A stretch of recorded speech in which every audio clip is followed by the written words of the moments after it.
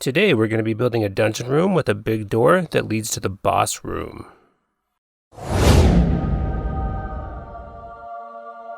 How are you today? Art Jeremiah here, and I'm back with another Building a Dungeon video.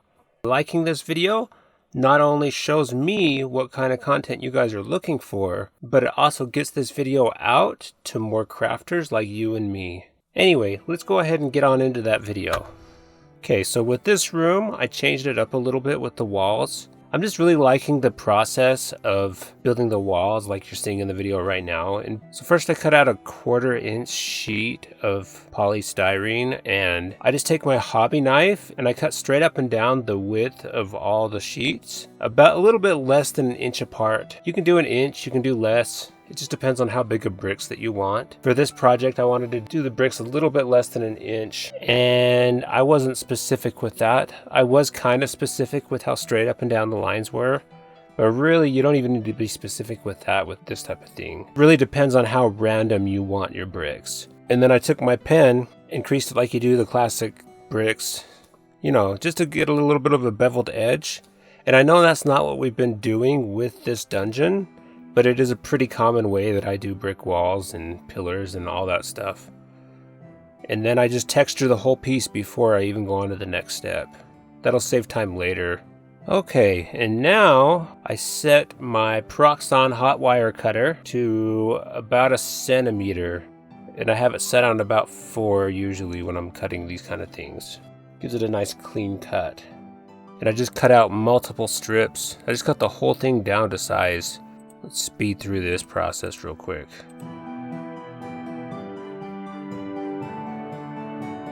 And see, this just makes it a lot easier.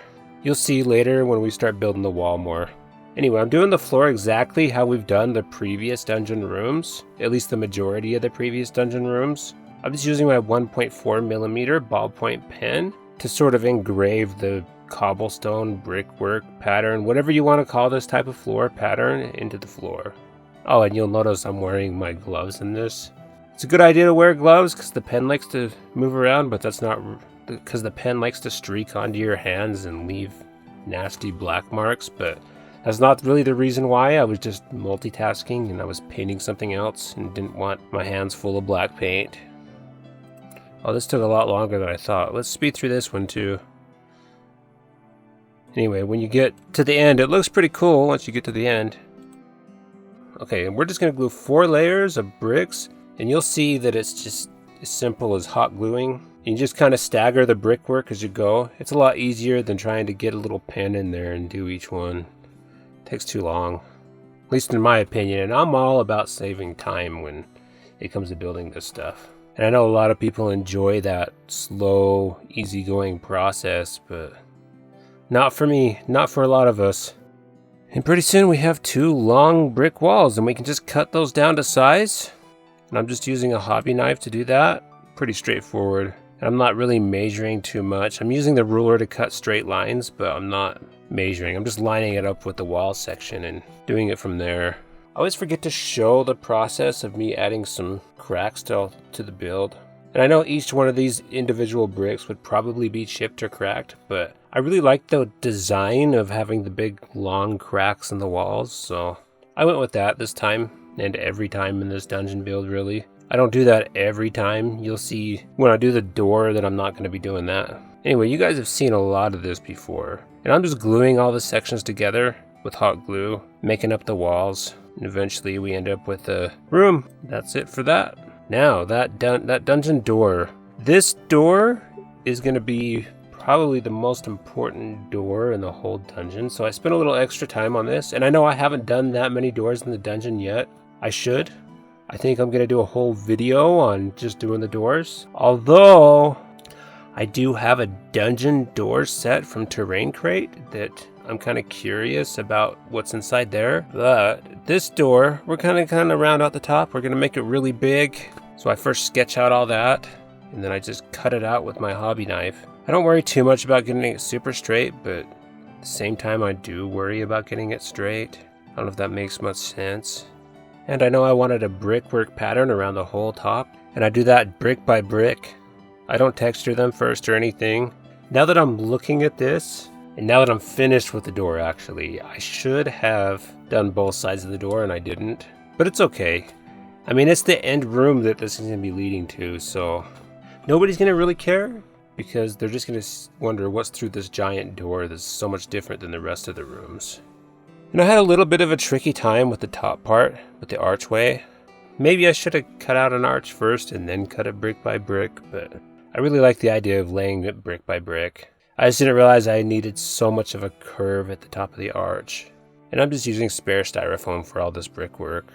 And that took a lot longer than I remember. That was a pretty fun process, so I definitely recommend. And then I take a bigger utility knife and the snap-off blade kind. I don't know what everybody calls them. Everybody seems to call them some brand name, but I mean, I'm not into any sort of construction work or anything like that. I call it a snap-off knife. And I just cut it until it fits nice and... I mean, I don't want it too snug just in case the paint ends up being too wide, because that paint does sometimes end up pretty thick. So I cut it down to size so it's going to fit in the opening, but not too much, not too snug. Then I take my hobby knife and I sort of sculpt up the bricks a little bit more. And I'm taking chunks out, and I'm also carving between each brick so it looks more stony, rocky, whatever that would be considered. Adding some cracks.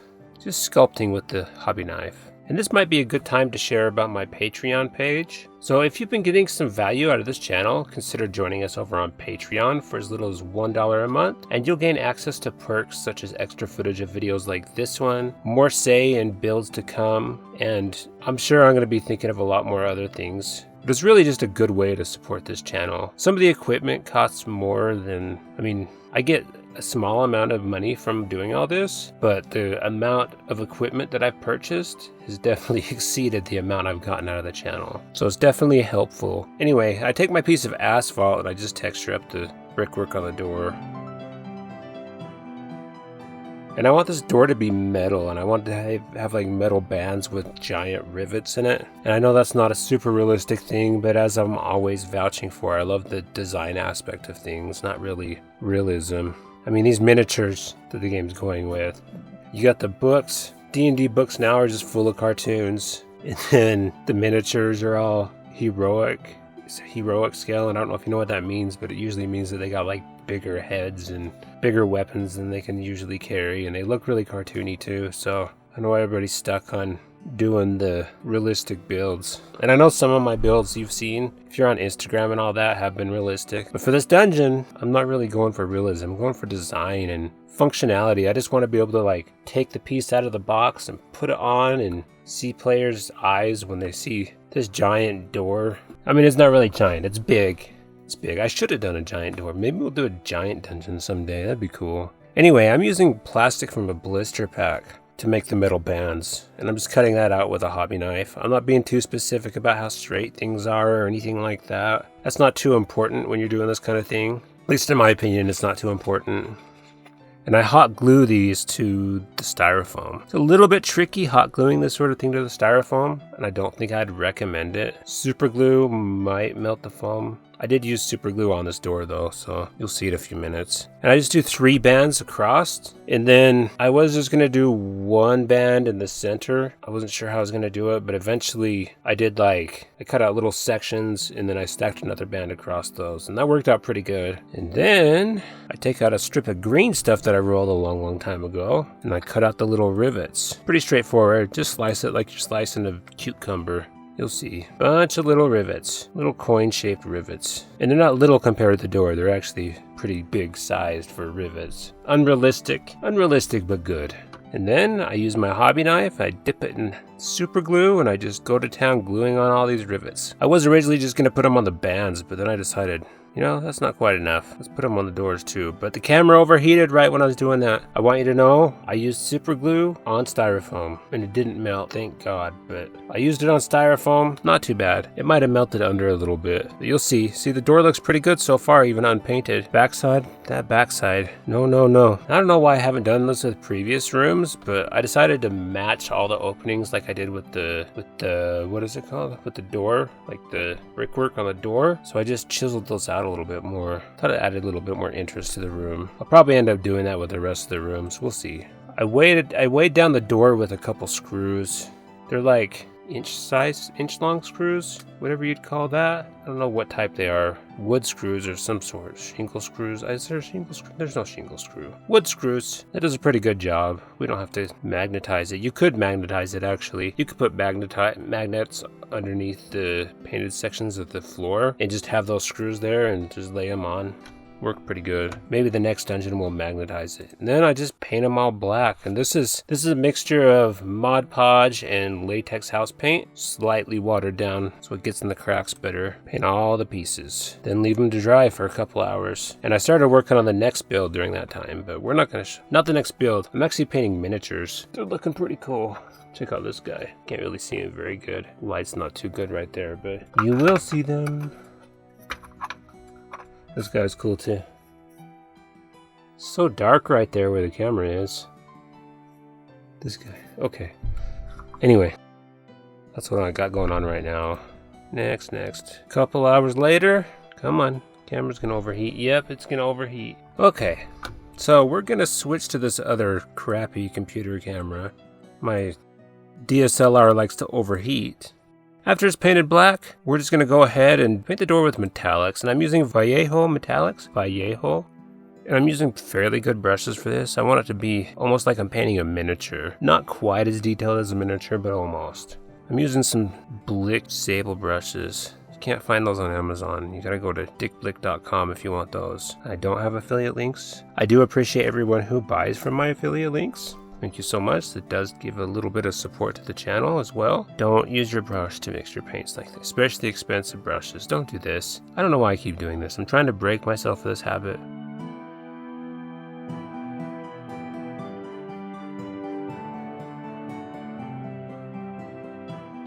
Alright, there it is so far, just with the base layer of all the metallics. Looks good so far. I left a lot of black line work in there too, so it really makes the door stand out a little bit more.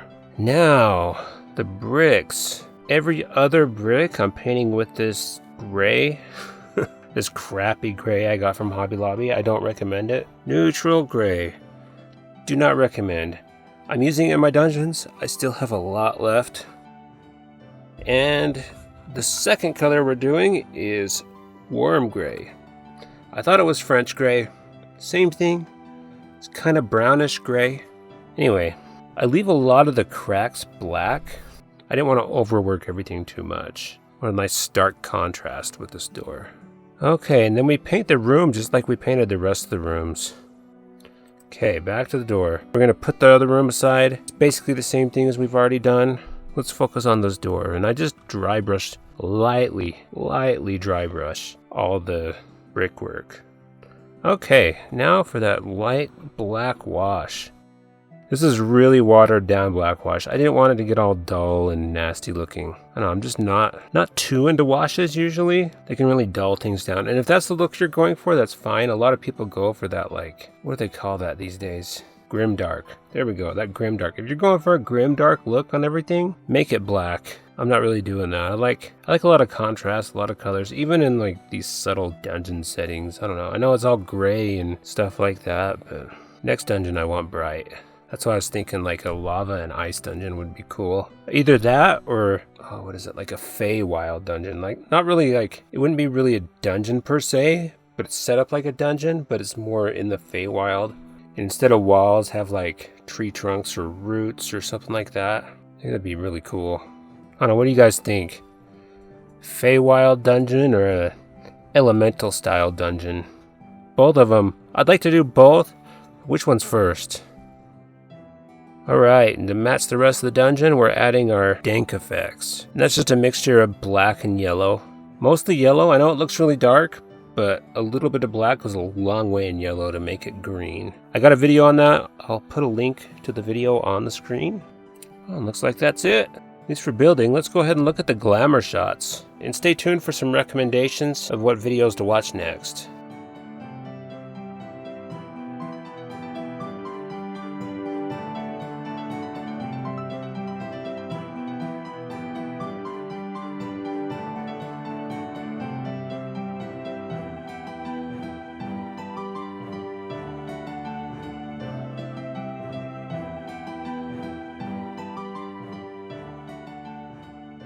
And now, go ahead and click on one of the two links that you see on the screen right now.